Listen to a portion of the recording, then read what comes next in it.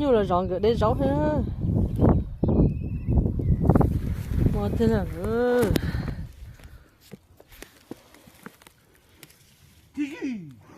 ở bên nào tôi đây vật tư nhiều bỏ nhiều là sai rồi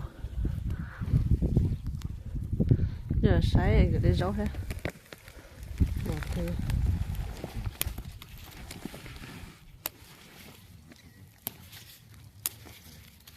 đây giờ lâu nọ hả tôi xem đi sợ đấy tôi chờ đây giờ lâu nọ lộ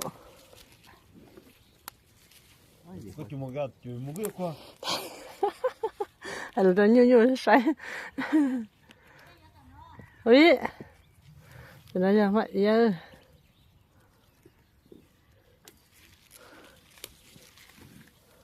Moi je te mange un kiki ou... Tu la manges? nó sai bé xíu nhiều mà chỉ nói tạo ơn rồi ha